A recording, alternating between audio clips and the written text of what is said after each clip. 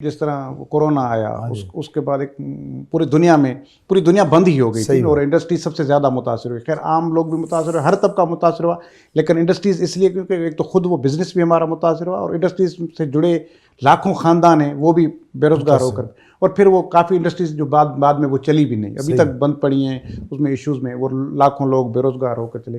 किस तरह उन इंडस्ट्रियों में दोबारा जान डाली जा सकती है वो जो मुर्दा हो चुकी है? मेरा ख्याल है कि आहिस्ता आहिस्ता ना बेहतरी आएगी। दो चीज़ें हैं, एक तो बिजली की रेट कम हो, बिजली का रेट कम हो, इंटरेस्ट रेट ऑलरेडी कम हो गया, तो बैंक जो इंडस्ट्री वाला है वो बैंक से बोरो करके और पैसा लेके अपनी फैक्ट्री चला लेगा। अभी जो आज 13% है, इस महीने में दोबारा एक स्टेट बैंक का पॉलिसी रेट आएगा, तो उसमें हम एक्सपेक्ट करते हैं कि 1 से 1.5% तक और कम करेगा, तो 13 से वो 12 या 11.5 हो जाएगा।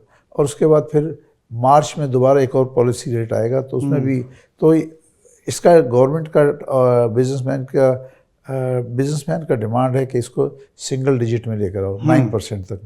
तो मैं समझता हूँ कि ये मार्च तक जो है 9% पे आ जाएगा। उसलिए फिर बैंक का जो इंडस्ट्री है वो बैंक से बोरो करके अपना काम चलाएगी। अच्छा ज़ुबैर साहब, जैसे इंपोर्ट एक्सपोर्ट की हम बात करें, वैसे वो तो रीढ़ की हड्डी है ना इकोनॉमी में, उसका शेयर, तो हमें ज़्यादातर वो जो होती है हमारी शिपिंग के थ्रू होती है। शिपिंग में क्या मसाइल्स हैं कंपनीज़ को, इंडस्ट्रीज़ को, इंपोर्ट के या एक्सपोर्ट के इशूज़ में?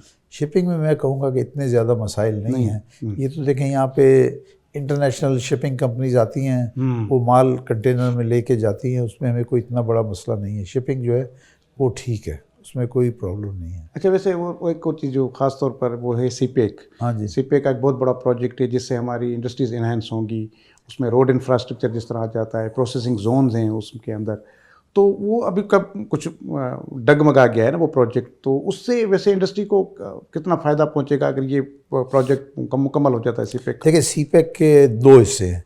एक पहला हिस्सा है इंफ्रास्ट्रक्चर का, वो पूरा हो गया कि इन्होंने जो है बिजली के जितने प्लांट चाहिए थे वो लगा दिए, सब लगा दिए हैं, और वो कोयले से चलते हैं। कराची में पोर्ट कासिम में भी हैं 2 प्लांट, उसके बाद बाकी हब में भी लगाए हैं, तो वहाँ से तो बिजली जो है आ रही है। सिर्फ प्राइस की बात है, वो प्राइस भी आहिस्ता आहिस्ता कम होगी।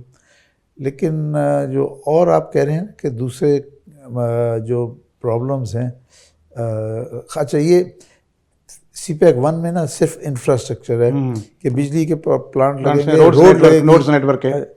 रोड बनाए जाएंगे, वो तकरीबन बन गए हैं। अब सेकंड है आपके जो सीपेक के सेकंड पार्ट में हैं स्पेशल इकोनॉमिक जोन, वो भी बन रहे हैं तेज़ी से। कराची के पास एक जगह दाबेजी है, दाबेजी पे जो है वहाँ पे सिंध गवर्नमेंट ने बहुत बड़ा इंडस्ट्रियल जोन डेवलप कर रही है, जिसकी तकरीबन 2000 एकड़ जगह है। तो वो मैं समझता हूँ कि वो इंशाल्लाह जो है कोई 3 से 6 महीने के दरमियान वहाँ ज़मीन रेडी हो जाएगी, फिर ये लोगों को बेचेंगे। लेकिन इसके अंदर अभी भी एक रुकावट है। रुकावट ये है कि सिंध गवर्नमेंट ने दाबेजी के जो स्पेशल इकोनॉमिक जोन है उसकी कीमत बहुत ज़्यादा रखी है। उन्होंने 8 करोड़ रुपए रखी है, तो 8 करोड़ रुपए ज़मीन लेके कोई इंडस्ट्री नहीं चल सकती है। पहले 8 करोड़ रुपए ज़मीन लेगा, फिर मशीनरी लाएगा, फिर कंस्ट्रक्शन करेगा। तो हमने अपना जो चीफ मिनिस्टर साहब है मुराद अली शाह साहब, इनसे रिक्वेस्ट की है कि भाई इसके रेट आपका बहुत ज़्यादा है। 8 रुपये कहते हो, 8 करोड़ कहते हो, पंजाब में 3 करोड़ है, तो वो सब लोग वहाँ जाके लगा रहे हैं। तो इन्होंने कहा तो है चीफ मिनिस्टर साहब ने कि वो इसको रिव्यू कर रहे हैं, इसको कम करेंगे। वो भी 1-2 दिन, एक अगले महीने में पता चल जाएगा कि कितना कम कर रहे हैं।